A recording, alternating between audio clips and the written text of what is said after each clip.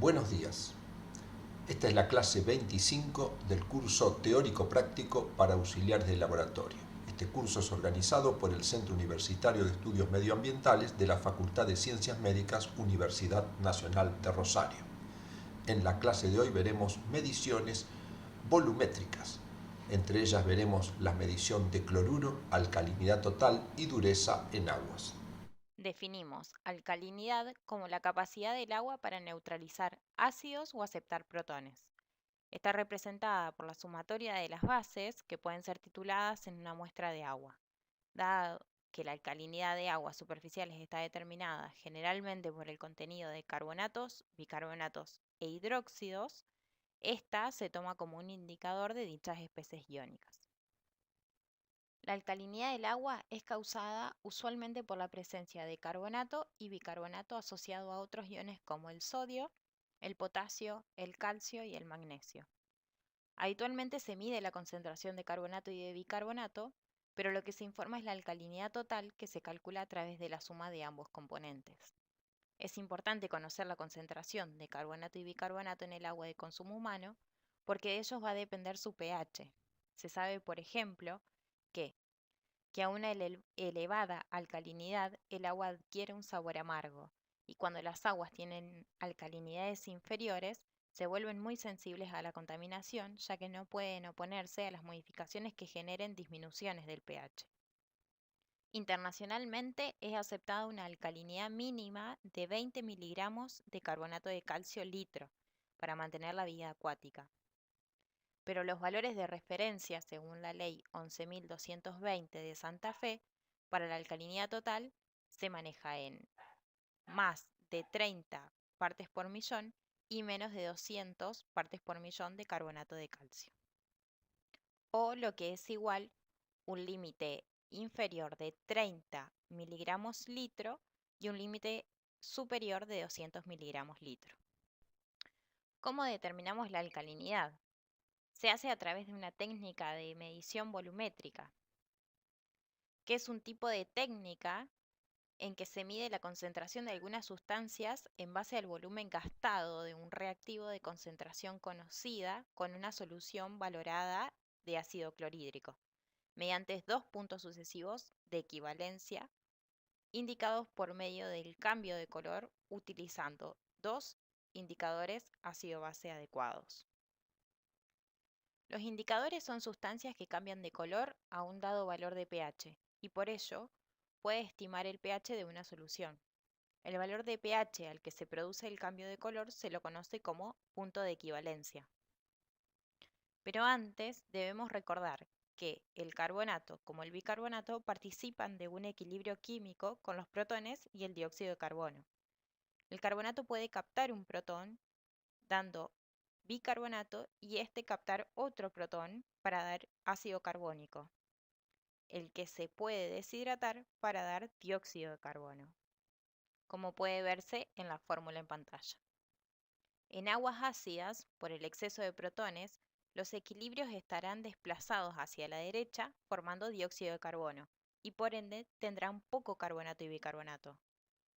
Contrariamente, en aguas alcalinas, el equilibrio se va a desplazar hacia la izquierda, captando el dióxido de carbono del aire.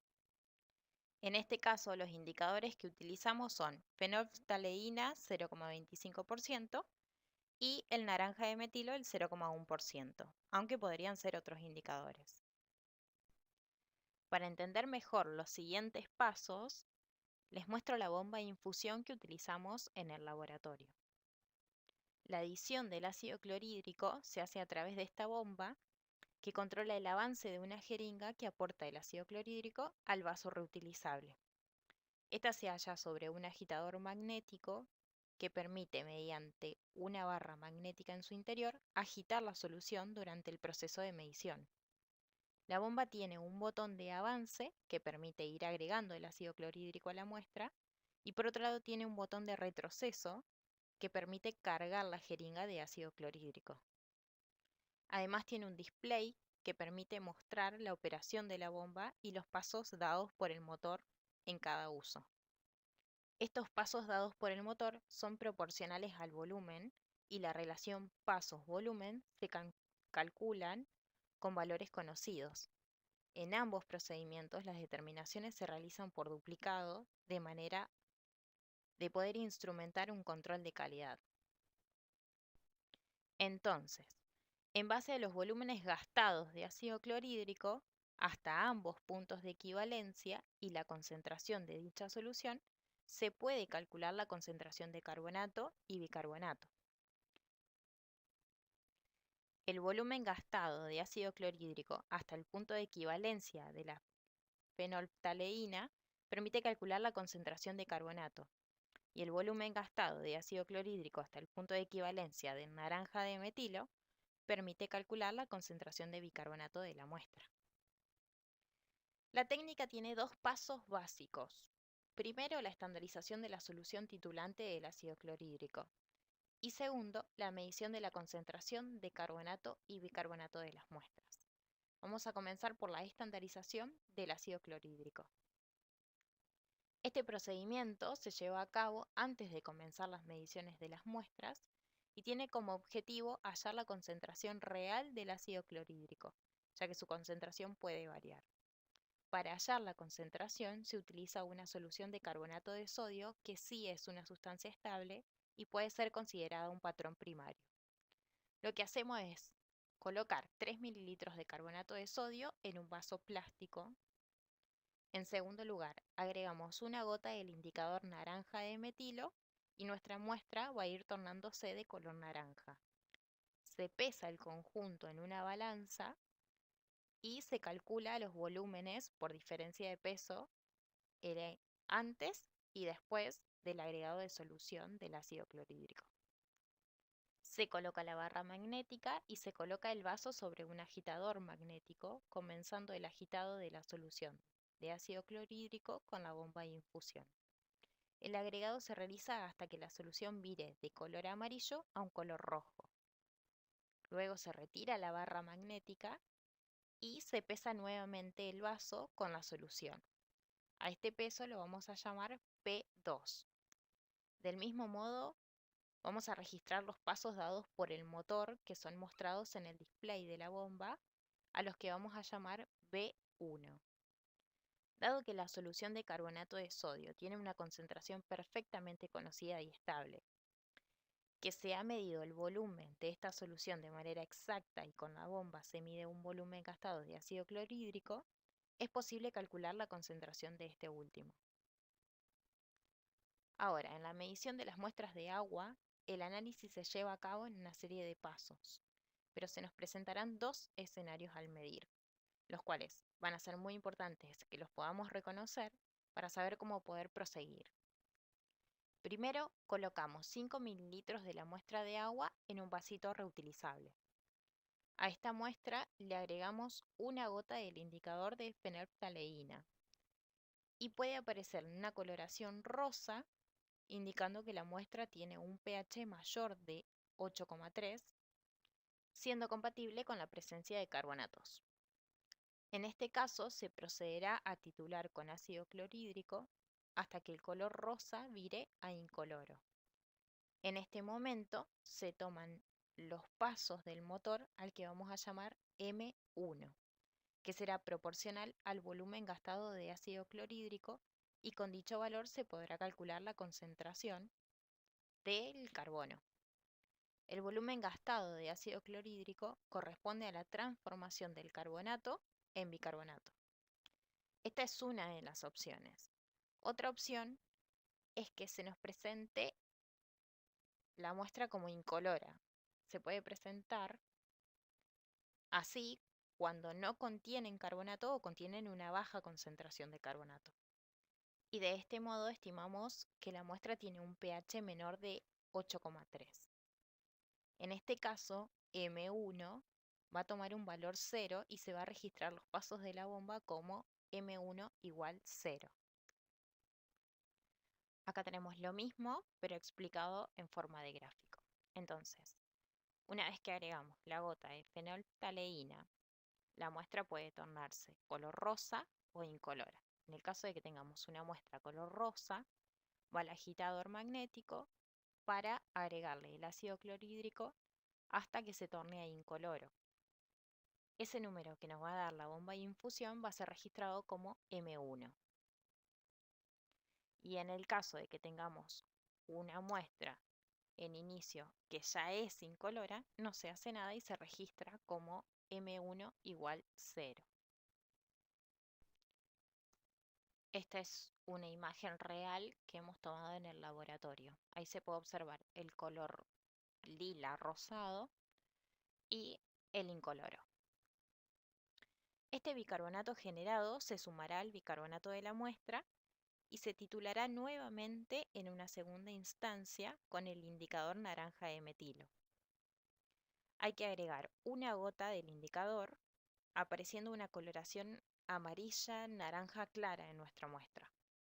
Se continúa titulando con ácido clorhídrico hasta que vire del naranja claro a un naranja oscuro.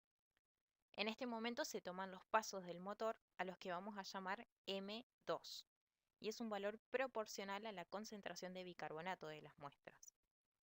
Entonces, el volumen gastado de ácido clorhídrico fue utilizado para transformar el bicarbonato en ácido carbónico y otra parte para transformar el bicarbonato originado en el paso anterior a partir de los carbonatos de la muestra. Volviendo al gráfico anterior, a todas las muestras, que en esta instancia deberían ser todas incoloras, se le agrega el indicador naranja de metilo, vuelve al agitador y se le agrega ácido clorhídrico hasta que quede color naranja oscuro o rojo. Acá tenemos una foto real tomada en el laboratorio donde nos muestra el color naranja claro, que sería antes del agregado de naranja de metilo. Tanto los datos de la estandarización como los valores obtenidos al realizar la volumetría de las muestras se cargan en el software Atlantis 1.0, que realizará los cálculos de carbonato, bicarbonato y alcalinidad total. La medición de la alcalinidad de una muestra se considera como válida si el error aleatorio es bajo. Este error, como en todas las técnicas, se mide a través del coeficiente de variación porcentual. En esta figura se muestra el error aleatorio de la medición de cada muestra representado a través del coeficiente de variación porcentual, el CB porcentual. Como se puede observar, los errores superan el 10% en un reducido número de determinaciones y cuando la alcalinidad total es baja. En este caso, muestra la alcalinidad total en función del tipo de agua para todas las aguas analizadas que involucran muestras de diversas provincias de la República Argentina. En las aguas de pozo, aproximadamente el 75% de las muestras superan el límite máximo recomendado, mientras que en las aguas de red, algo más del 50% superan este límite. En las aguas de ósmosis inversa, aproximadamente el 100% cumple con la exigencia de la ley. Y en el caso de las aguas envasadas y de filtro, aproximadamente el 25% de las aguas superan el límite recomendado. Ahora, este gráfico muestra la alcalinidad total en 18 análisis de agua realizados sobre el agua de red de la ciudad de Rosario. Como se puede observar, ningún valor superó el máximo impuesto por la ley provincial y solo el 25% dieron menores que el límite inferior que habíamos dicho que era 30 partes por millón. Para finalizar, les presentamos los instrumentos que utilizamos en el laboratorio para realizar estas técnicas. Usamos guardapolvo, guantes, anteojos, en este caso el kit de carbonato y bicarbonato, las micropipetas, los vasitos de plástico que son reutilizables, el agitador magnético, la bomba de infusión para el agregado de ácido clorhídrico y la balanza que la utilizamos en la estandarización. Es importante recordar las medidas de seguridad, por eso nosotros siempre trabajamos con protocolo, el buen descarte de los residuos que resultan de las determinaciones y la limpieza del material que va a ser reutilizado para una siguiente medición. Definimos a la dureza total de acuerdo a los criterios actuales, como la suma de las concentraciones de calcio y magnesio, expresando la dureza como carbonato de calcio. La dureza es causada por iones metálicos divalentes, capaces de reaccionar con el jabón para formar precipitados y con ciertos aniones presentes en el agua para formar incrustaciones. Los principales iones que causan la dureza son, dentro de los cationes, el calcio, el magnesio, el estroncio, el hierro, el manganeso. Dentro de los aniones, los bicarbonatos, los sulfatos, el cloro, el nitrato, entre otros. Como los cationes más comunes y abundantes son el calcio y el magnesio, la dureza muchas veces coincide con la suma de las concentraciones justamente de calcio y magnesio. Es importante conocer la concentración de los iones de calcio y magnesio, ya que de ellos depende mayoritariamente la dureza del agua. Así, las aguas pueden ser clasificadas en aguas blandas y duras. De acuerdo a los valores de carbonato de calcio medido en parte por millón, las aguas pueden ser clasificadas, según el valor, de 0 a 75 partes por millón de carbonato de calcio como un agua blanda, de 75 a 150 partes por millón de carbonato de calcio en agua poco dura, de 150 a 300 partes por millón de carbonato de calcio en agua dura, y en un valor mayor a 300 partes por millón de carbonato de calcio se clasifica como un agua muy dura. Desde el punto de vista sanitario, las aguas duras son tan satisfactorias para el consumo humano como las aguas blandas.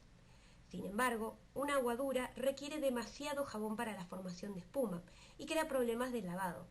Además, se deposita como lodo e incrustaciones dentro de las superficies con las cuales entra en contacto, como pueden ser recipientes, calderas, calentadores en los cuales se calienta. La dureza del agua se puede clasificar también en temporal y permanente. La dureza temporal es aquella que se elimina por calentamiento y se debe a la presencia de bicarbonato. El bicarbonato de calcio forma carbonato de calcio por la acción del calor, desprendiéndose como un precipitado insoluble. En cambio, la dureza que se debe al sulfato de calcio no se desprende del agua por la acción del calor, por lo que se llama dureza permanente. A modo ilustrativo, aquellas aguas que al calentarlas en los recipientes de cocina forman un depósito conocido como el sarro, son aguas duras con dureza temporal. Seguramente, esas aguas no hacen mucha espuma al agregarle jabón. Si el agua no hace espuma al agregarle jabón, indica que es un agua dura. Pero si al calentarla no forma sarro, entonces tiene una dureza permanente, formada principalmente por sulfatos. Según la Ley 11.220 de la provincia de Santa Fe, la dureza debe tener un valor entre 100 y 500 partes por millón de carbonato de calcio. El método que se desarrollará a continuación es aplicable para la determinación de la dureza total en aguas naturales, domésticas, industriales y residuales. La dureza total del agua se mide por una técnica volumétrica, por titulación de las muestras con la solución ácido etil-endiamonotetracético, resumido como ECTA, y se utiliza como indicador el negro heliocromo T, el NET. El calcio y el magnesio forman con el indicador de NET un complejo coloreado rojizo, violáceo, y cuando se comienza a agregar el ECTA, este va formando un compuesto con ambos cationes. Cuando todo el magnesio y el calcio pasaron a formar parte del compuesto con el ECTA, el NET queda libre y toma el color azul. Al cambiar de color el indicador rojizo al azul, se considera que se ha titulado todo el calcio y todo el magnesio. Y como se conoce el volumen de la muestra analizada, el volumen de ECTA y su concentración, es posible calcular la dureza total. A modo explicativo, esquematizaremos el proceso con la siguiente figura. Supongamos que a la izquierda tengamos una muestra de agua, la cual tiene 5 iones de calcio. Uno de ellos está unido al NET, y por ende este tiene color violeta o lila. A priori no sabríamos que la muestra tiene 5 calcios. Vamos agregando ECTA de forma controlada y conocida. En el primer paso agregamos un ECTA, que toma un calcio para formar un complejo incoloro. Como aún quedan 4 calcios, el NET sigue siendo de color violeta o lila. Ante un nuevo agregado de hepta, se repite el proceso, formándose un complejo calcio-hepta incoloro, pero la solución seguirá siendo lila ya que aún tiene calcio unido al NET. Siguiendo con este razonamiento, al agregar el quinto hepta, se formará un complejo calcio-hepta, pero el NET va a quedar libre tomando una coloración azul. Este cambio de color nos indica que finalizamos la titulación. Como gastamos 5 hepta, entonces la muestra tenía 5 calcios. Esta reacción ocurre a un dado valor de pH. Por esta razón, la determinación se realiza con la presencia de un buffer de pH de 10. Como todas las mediciones, hay que seguir un protocolo. La técnica consta de 4 etapas, dentro de cual las primeras 3 son controles de calidad. El primer paso es la estandarización de la solución de titulación hepta, seguido por el procesamiento de la solución de control de calidad o quality control. Tercero, la prueba de recuperación y adición sobre una muestra de agua. Y cuarto es la medición de las muestras de agua propiamente dichas. Es importante recalcar que todas las titulaciones se deben realizar por duplicado para poder calcular el error de cada determinación a través del coeficiente de variación. Si bien el CD porcentual fuera mayor que 10, se repetirá la determinación, aunque como hemos visto anteriormente, un CD porcentual mayor al 10%, pero para valores muy bajos de variable pueden ser aceptados. En la siguiente imagen tenemos de manera esquemática la forma en que se van a desarrollar las 4 etapas posteriormente nombradas. En la esquina superior izquierda está el controlador de la bomba de difusión. Su display tiene 3 botones, los cuales sirven para avanzar, detener o retroceder la infusión de la titulación. Este display está conectado al motor de avance y retroceso, que a su vez está conectado a una jeringa en cuyo interior hay hepta. La jeringa se conecta con una llave de 3 vías. Por un lado, una de las vías está conectada a una botella, al recipiente en donde hay hepta al 0,01 molar, y por el otro se conecta con un catéter de tipo Butterfly, el cual nos ayuda a infundir, a titular el hepta dentro de nuestra muestra de agua. Para agitar la muestra y el hepta titulado, usaremos un agitador magnético que hace girar una barra magnética la cual está en el interior del vasito plástico. Estandarización del hepta. El hepta utilizado tiene una concentración nominal del 0,01 molar. Este valor se calcula y establece al momento de preparar la solución. Sin embargo, como el hepta no es un patrón primario, esta concentración puede no ser exacta o mantenerse estable a lo largo del tiempo. Por lo tanto, en el primer paso conocido como estandarización, la solución de hepta se contrasta contra otra solución de calcio preparada a partir de calcio que es un patrón primario. El proceso de estandarización puede ser realizado en recipientes plásticos reutilizables. El proceso también puede llevarse a cabo en matraces Erlenmeyer, pero como se mencionó anteriormente, estos son frágiles, costosos y voluminosos, por lo cual se recomienda utilizar recipientes menores de plástico cuyo costo es menor. La estandarización es básicamente el mismo proceso que se realiza con las muestras propiamente dichas, salvo que en esta situación la concentración conocida es la de calcio y se calculará la concentración de la solución de hepta. Se procede con los siguientes pasos. Primero hay que colocar 200 microlitros de solución de stock de calcio de 1000 partes por millón, que será nuestro patrón primario. A este hay que agregarle 4,8 mililitros de agua destilada, 25 microlitros de buffer de pH 10 y 20 microlitros de NET, tornándose nuestra muestra de color violeta. Posteriormente hay que pesar el recipiente preparado en una balanza de apreciación de 0,001 gramos y registrar el valor al cual vamos a llamar como peso 1 o P1. Posteriormente hay que colocar la barra magnética y colocar el recipiente sobre el agitador magnético. Al momento que vamos agitando, tenemos que ir adicionando desde la bomba de infusión la solución de hepta al 0,01 molar, oprimiendo la función de avance. Continuaremos la titulación hasta que el color de la solución cambie de violeta o lila a azul. En este momento oprimiremos la función de stop. Hay que sacar la barra magnética del recipiente y volverlo a pesar con la balanza de apreciación del 0,001 gramos. A este valor lo denominaremos como peso 2. hay que tomar el valor de los pasos que se realizó cuando infundimos con la bomba de infusión el ETA. A ese valor lo nombraremos PE. Realización del QC. En este paso se procesa una solución de control de calidad de concentración conocida, preparada a partir de un patrón primario. El procedimiento es igual al que el de estandarización o el de la medición de una muestra propiamente dicha. Con los datos que se obtengan, se calculará la dureza de la solución de QC y el valor hallado deberá ser muy próximo al valor nominal conocido de la solución. Un alejamiento del valor medido respecto al del valor nominal conocido indicará algún desperfecto en la medición o algún error aleatorio. Para esta etapa de la medición se siguen los siguientes pasos descritos. Hay que agregar en un primer momento 5 ml de la solución de QC de concentración conocida de 50 partes por millón en un recipiente plástico reutilizable. Posteriormente hay que agregar 25 microlitros del buffer de pH 10. Luego se agregarán 20 microlitros del NET. Luego hay que colocar la barra magnética y colocar el conjunto sobre el agitador magnético. Se irá adicionando lentamente desde la bomba de infusión la solución de ETA al 0,01 molar. Se continuará la titulación hasta que el color de la solución cambie de tono violeta a azul. Cuando se produzca el cambio de color, hay que registrar el valor de los pasos de la bomba. A este valor lo vamos a llamar como P. Luego hay que retirar la barra magnética del recipiente.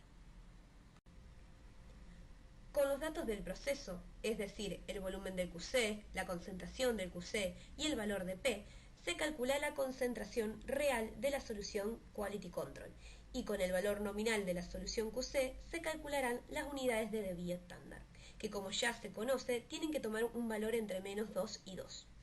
Además, como todas las mediciones, se realizarán por duplicado, calculando el coeficiente de variación porcentual, que debe ser menor al 10%.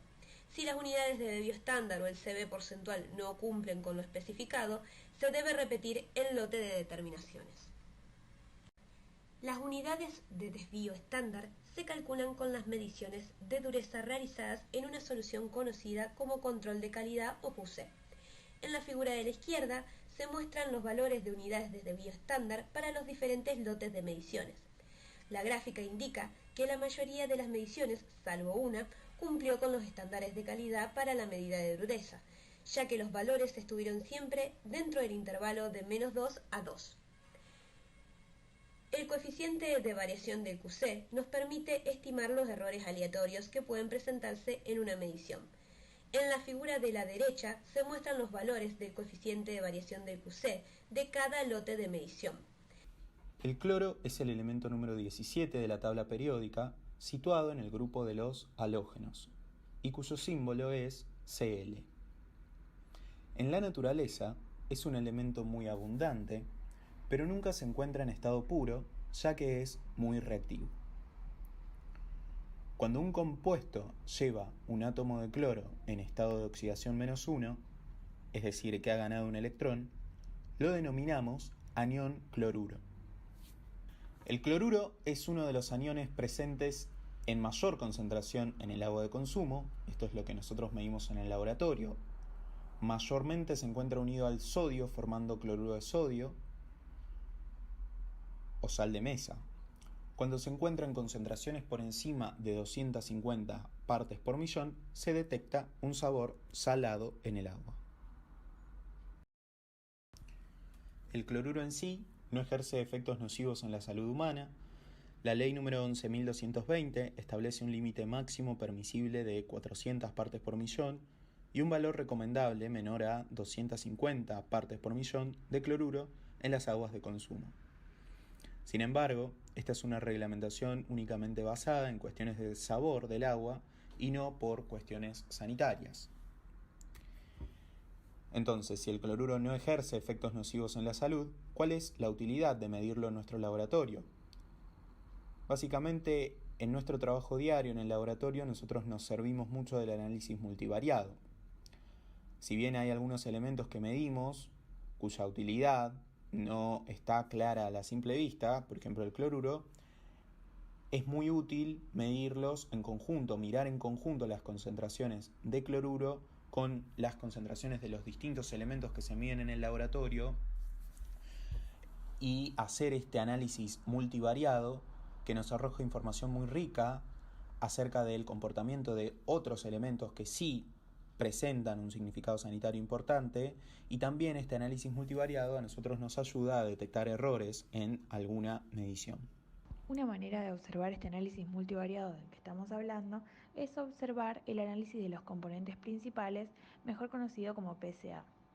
En este gráfico podemos observar dentro del círculo todos los componentes que medimos en el laboratorio, indicados con un vector. Suponemos entonces que aquellos componentes que se encuentren más cercanos en este gráfico son aquellos que tienen algún tipo de asociación, como por ejemplo vemos que el sodio está muy cerca de los sólidos totales. Esto quiere decir, a simple vista, que mientras más sodio tenga mi muestra, por lo general voy a tener un número más elevado de sólidos totales. De esta manera nosotros podemos tener un pantallazo general de cuáles son los compuestos que se asocian con otros, y de esta manera establecer nuevos controles de calidad, nuevas asociaciones y correlaciones. Es por eso entonces que medimos el cloruro en nuestro laboratorio, ya que, si bien no tiene efectos nocivos directos sobre la salud humana, nos ayuda a enriquecer nuestra base de datos, disminuir los errores en la medición y brindar así un resultado mucho más exacto. Con respecto al fundamento de la técnica, esta medición se realiza con una técnica volumétrica. Las técnicas volumétricas constan de la medición de la concentración de alguna sustancia en base al volumen gastado de un reactivo de concentración conocida. Por lo general son técnicas sencillas, que no demandan demasiados equipos y que tienen una precisión y exactitud satisfactorias. Esta técnica se basa en la reacción cuantitativa entre el catión plata, presente en el nitrato de plata, y el cloruro presente en la muestra de agua. Cuando estos dos compuestos interactúan, se forma el cloruro de plata sin dejar prácticamente nada de cloruro libre. Por lo tanto, si a una muestra de concentración de cloruro desconocida le agregamos una cantidad conocida de nitrato de plata, podemos estimar la cantidad de cloruro que hay en nuestra muestra, sabiendo que va a interactuar con todo ese cloruro. Además, debemos reconocer cuándo el cloruro está totalmente unido a la plata. Para eso agregamos un indicador, en este caso usamos el cromato de potasio. Entonces, en principio, la plata presente en el nitrato de plata reaccionará primero con los aniones cloruros presentes en la muestra, formando un precipitado incoloro. Cuando se haya terminado el cloruro con el cual reaccionar, la plata agregada reaccionará con el cromato, que es nuestro indicador, para formar cromato de plata, que es un precipitado de color rojizo. De esta manera se detecta el punto final de la titulación y se registra el volumen de la solución titulante de nitrato de plata utilizada. El volumen adicionado de nitrato de plata, cuya concentración es conocida, nos permitirá estimar la cantidad de cloruro presente en la muestra. Entonces acá tenemos un pequeño resumen. En la primera reacción podemos ver cómo el cloro interacciona con la plata formando cloruro de plata, un compuesto incoloro. Luego la plata, una vez consumido todo el cloruro en la muestra, la plata va a interactuar con el cromato, nuestro indicador. Y ahí es cuando se forma este compuesto, el cromato de plata, que es un compuesto de color rojo ladrillo. El pH óptimo para llevar a cabo el análisis de cloruros es de 7 a 8,3, por lo cual debemos ajustar el pH antes de realizar esta técnica. Una vez comprendido el fundamento de la técnica, pasaremos a la determinación del cloruro como tal. Los instrumentos que necesitaremos son recipientes para llevar a cabo esta reacción. Podrían ser, como utilizábamos nosotros en un principio, matraces Erlenmeyer de 50 mililitros, o bien lo que usamos en la actualidad, que son vasitos plásticos de medida, que nos permiten llevar a cabo un mayor número de determinaciones por cada tanda de medición. También micropipetas de distintos volúmenes con sus correspondientes tips. Agitador magnético, con lo que vulgarmente conocemos como mosquita, que es una barra magnética que nos va a permitir agilizar los procesos de cambio de coloración, ya que nos permiten mezclar la solución con la cual estamos trabajando, y esto nos permite agilizar las reacciones, sobre todo las de cambio de color. También vamos a necesitar una micropipeta o una bureta con el objetivo de poder adicionar cantidades conocidas de nuestra sustancia titulable, pero en nuestro caso hemos implementado el uso de una bomba de infusión creada por nuestro propio laboratorio, que nos sirve para aumentar la precisión y la apreciación de la técnica y para tener un error mucho más pequeño. También una balanza, en nuestro caso utilizamos una de precisión 0,001 gramo. Nuestra reciente incorporación en esta técnica es el uso de la bomba de infusión que podemos ver en pantalla. Para quienes no estén familiarizados con este tipo de equipo, se trata de un dispositivo que nos permite a nosotros adicionar una cantidad muy pequeña de un volumen conocido de lo que se llama sustancia titulable, que en nuestro caso va a ser el nitrato de plata, pero podríamos tranquilamente utilizarla para otras soluciones. Como vemos, tenemos una caja de comandos que tiene 3 botones. Uno de ellos dice avance, el siguiente dice retroceso y el tercero stop. Y un display que nos va a indicar básicamente la cantidad de vueltas o de pasos que da el motor de la bomba de infusión.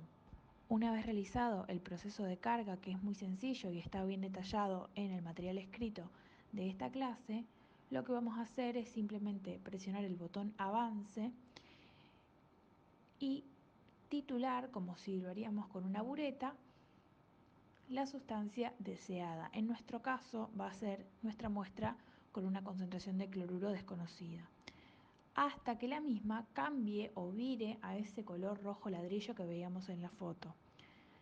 Cuando lleguemos a ese color, apretamos el botón de stop y en este momento el display nos va a indicar cuál fue la cantidad de pasos que realizó el motor para agregar este volumen. De esta manera podemos saber exactamente qué volumen añadimos de nuestra solución titulable. Esta fue una incorporación muy valiosa para esta determinación, ya que nos permite agregar volúmenes muy pequeños de nuestra sustancia titulable que no podríamos agregar con una bureta o con una pipeta, ya que estos volúmenes se escapan de la apreciación de estos instrumentos. Es decir, que nos permitió disminuir muchísimo el error. Los reactivos que vamos a necesitar van a ser carbonato de sodio, fenoftaleína y ácido sulfúrico, estos últimos 3 para el ajuste de pH, que dijimos que tenía que ser entre 7 y 8.3 para que la reacción se lleve a cabo. También emplearemos cromato de potasio, que es nuestro indicador, nitrato de plata, que es nuestra sustancia titulable, cloruro de sodio, que va a ser utilizado como un control de calidad, agua destilada y nuestro QC o Quality Control, que es solución fisiológica.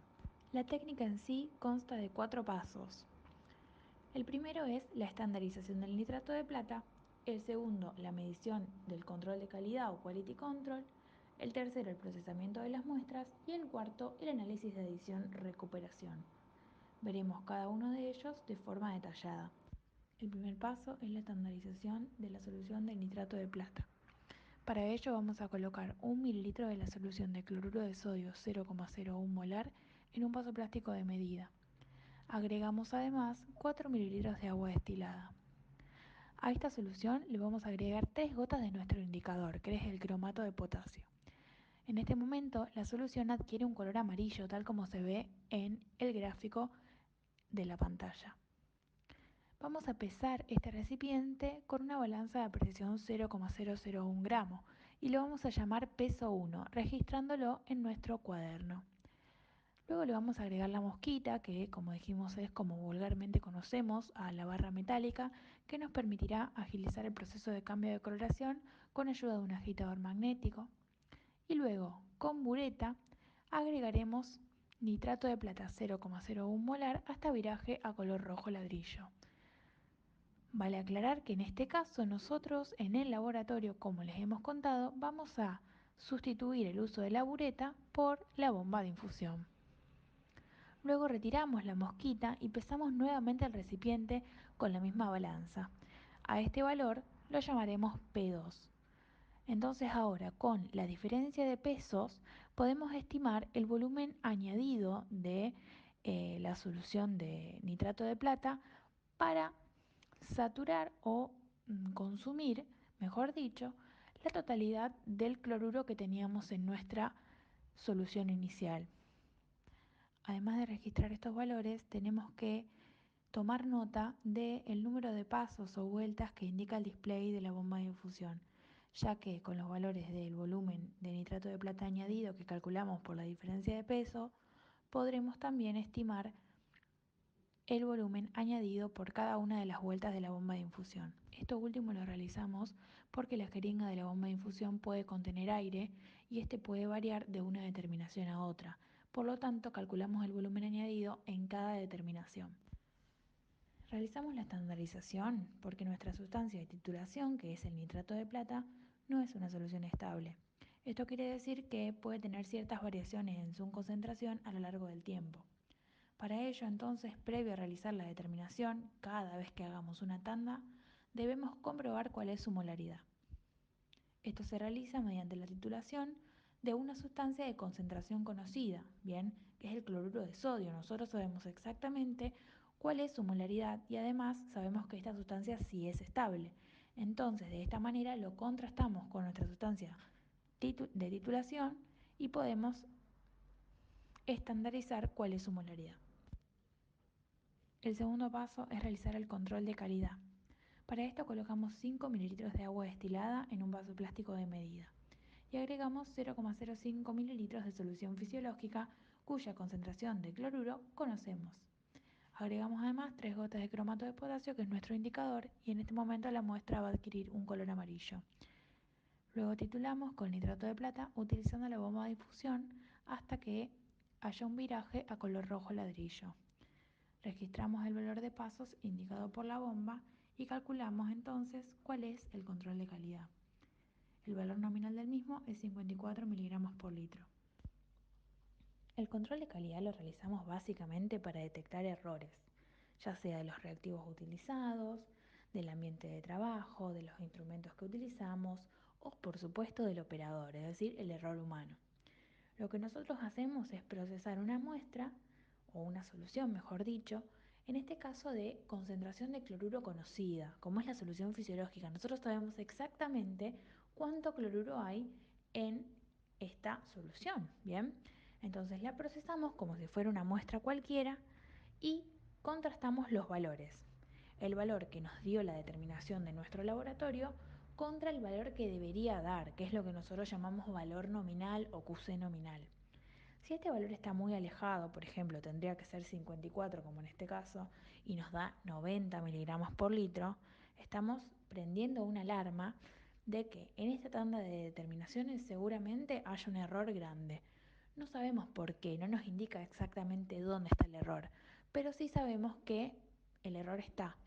Y es nuestro trabajo buscarlo, por supuesto repetir la tanda de determinación y así ofrecer un resultado óptimo, ¿bien?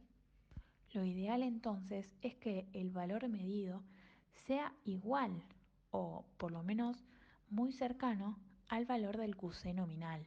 Eso sería lo que nosotros esperamos. Ya vamos a ver luego cuáles son los rangos que nosotros aceptamos como para aceptar a una determinación como válida. El siguiente paso es la determinación o el procesamiento de las muestras.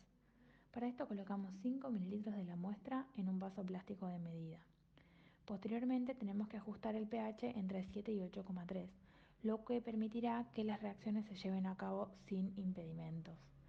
No realizábamos este ajuste de pH en los pasos anteriores, es decir, en el QC o en la estandarización de nuestra solución titulable, porque son soluciones cuyo pH conocemos y sabemos que están entre estos rangos. Sin embargo, las muestras de agua que nos traen al laboratorio son de distintas procedencias. Hay algunas de pozo, algunas aguas de lluvia, aguas de diferentes ríos, y nosotros no conocemos el pH de las mismas. Por lo tanto, lo estandarizamos de esta manera para que todos tengan un valor de pH entre estos rangos y la reacción pueda realizarse sin impedimentos. Colocamos entonces 2 gotas de carbonato de sodio 0,1 molar, luego 2 gotas de fenoftaleína al 0,25, en donde se produce un cambio de color a rosa, ¿sí? Y luego añadimos las gotas necesarias de ácido sulfúrico 0,05 molar hasta que la muestra vire a un color incoloro, digamos. Del rosa pasamos a nuevamente un color transparente. Luego lo que realizamos es agregar 3 gotas de nuestro indicador, que es el cromato de potasio, al 5%, y ahí la muestra va a adquirir un color amarillo. Luego vamos a agregar al vasito plástico la mosquita, que es la barra magnética de la cual ya estuvimos hablando, para el agitador magnético. Encendemos el agitador magnético para agilizar esta reacción y vamos a ir agregando con la bomba de infusión nuestra solución de titulación, que es el nitrato de plata, hasta que la muestra vire totalmente a color rojo ladrillo. En este momento nos detenemos, ¿bien? Porque, como dijimos al principio, significa que la totalidad del cloruro se encuentra ahora en reacción o en interacción con la plata. Y la plata comenzó a interaccionar con nuestro indicador y por eso el cambio de color. Entonces, cuando cambia de color, detenemos la administración de nuestra solución titurable y registramos el número de pasos indicado por la bomba. Retiramos la mosquita y procedemos a calcular el valor de cloruro que tiene nuestra muestra. Bien, la fórmula para obtener la concentración de cloruro es la que vemos ahora en pantalla, en donde la molaridad del nitrato de plata, que calculamos al principio con la estandarización, por el volumen añadido, que en este caso ya lo podemos calcular con la bomba de infusión, pero de no ser así, anteriormente utilizábamos las diferencias de pesos, como vimos anteriormente, por 1000 dividido los mililitros de la muestra, que en este caso serían 5 mililitros. Entonces, de esta manera podemos estimar cuál es la concentración de cloruro que tenemos en la muestra medida. Para resumir, los invitamos a analizar este gráfico con cada uno de los pasos que estuvimos mencionando anteriormente para la determinación de cloruro.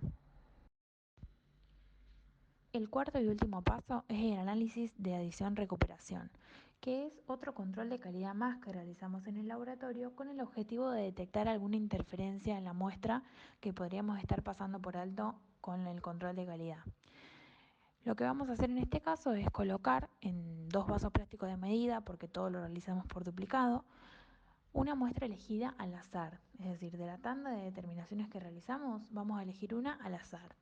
Y le colocamos 0,2 mililitros de cloruro de sodio 0,01 molar, es decir, le adicionamos un poco más de cloruro de lo que propiamente va a tener la muestra. O sea, la muestra venía con una concentración X de cloruro, que nosotros luego vamos a medir en el procesamiento de la muestra, pero además le agregamos un poco más. Bien, la procesamos como el resto de las muestras.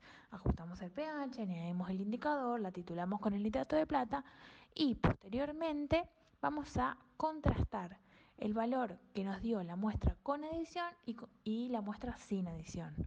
Bien, ¿esto para qué lo realizamos? Para detectar, como dijimos, posibles interferencias en las mediciones que podrían no expresarse en el QC. Nos permitirá saber cuánto hemos recuperado en la medición de la sustancia adicionada previamente cuya concentración es conocida. ¿Sí? Entonces, de esta manera podemos nosotros detectar si hay alguna interferencia con un compuesto que hay en la muestra que yo no tengo en mi QC. Una vez finalizada la determinación de cloruro, veamos en esta diapositiva el análisis parcial de los datos obtenidos, en este caso la estadística básica. Hasta el momento tenemos un número de 403 muestras analizadas y medidas en el laboratorio, con un mínimo valor medido indicado por la línea inferior que vemos en este box plot de 0.0538 partes por millón de cloruro, una mediana indicada por la línea en negrita dentro de la caja de 44.0625 partes por millón de cloruro, una media de 141 y un máximo valor medido de más de 2.000 partes por millón de cloruro. Recordemos además los límites establecidos por el Código Alimentario Argentino y la OMS, que marcaban un valor recomendable menor a 250 partes por millón y un valor, digamos, máximo permitido de 400 partes por millón. Es decir que el grueso de nuestra muestra se encuentra dentro de estos parámetros. Bien, la gran mayoría de los valores medidos se encuentran por debajo inclusive de 250 partes por millón. Lo siguiente que vamos a analizar es este histograma, en donde podemos observar que no tiene una típica distribución normal, al menos a simple vista, como si el ejemplo que pusimos en la parte superior del gráfico, que nos mostraría una campana de Gauss. En este caso, nuestras muestras de cloruro tienen una distribución completamente distinta. Vemos que todas las muestras se agrupan en aproximadamente en menos de 200 partes por millón de cloruro y el resto tiende a ir disminuyendo. Cuando comprobamos la hipótesis que tenemos de que nuestra distribución de los datos es no normal con el test de Shapiro-Wilk, que es el test de normalidad, observamos un p-value que es de 2.2 elevado a la menos 16, es decir, que es una población no normal porque dio un p-value menor a 0,05. En el laboratorio tenemos aguas de diferentes procedencias, como ser pozo, red, envasada, ósmosis inversa, agua de filtro, entre otras. Nos interesa entonces conocer si la distribución de las muestras de cloruro es diferente para, por ejemplo, las muestras de pozo y de red. Esto lo podemos observar en este gráfico de tipo boxplot que nos muestra las diferentes procedencias de las aguas de consumo en el eje X y en el eje Y la medición de cloruro en partes por millón. Vemos que nuevamente tenemos los límites determinados por las legislaciones en 250 y 400 partes por millón, y que pareciera que las aguas de pozo tienen una distribución mucho más dispersa, por decirlo de algún modo, es decir, que tienen mayores concentraciones de cloruro que el resto de las muestras. Sin embargo, cuando analizamos esto con el test de Kruskal-Wallis, observamos que no hay diferencias significativas entre las aguas de distinta procedencia. Por último, veamos algunos de los controles de calidad que utilizamos en nuestro laboratorio. Tenemos en esta imagen el CB porcentual de cloruro. La imagen a la izquierda representa todas las tandas de determinaciones. Bien, cada una de las muestras equivale a un punto en la gráfica. Y la línea roja nos habla del 10%, que es el valor máximo admitido. Del otro lado tenemos el UDS de cloruro, que como ustedes sabrán debe estar entre 2 y menos 2, posiblemente e idealmente oscilando alrededor de 0 sin tener ninguna tendencia. Y finalmente el coeficiente de variación de el QC de cloruro, bien, que también tiene un valor aceptable menor al 10%. Si observamos la primera gráfica, vemos que hay muchas muestras que escapan de este 10% ideal. El UDS, por otro lado, es un muy buen gráfico para mostrar, ya que no tenemos ningún valor que se escape de los valores aceptables. Tampoco se observa ninguna tendencia y los valores tienden a oscilar alrededor de 0. Los primeros valores que observamos en los primeros puntos, que son todos de 0, corresponden al proceso de puesta a punto de la técnica en donde no realizábamos esta determinación. Por lo tanto, el software de análisis de agua lo tomaba como valor 0. Deberíamos observar desde ese valor hacia adelante para poder analizarlo mejor. Y por último, el coeficiente de variación del QC, que también lo realizamos por duplicado para poder medirlo. Vemos que hay un valor que se escapa de los 200, obviamente este valor fue repetido. Este es el final de la clase, gracias por su atención.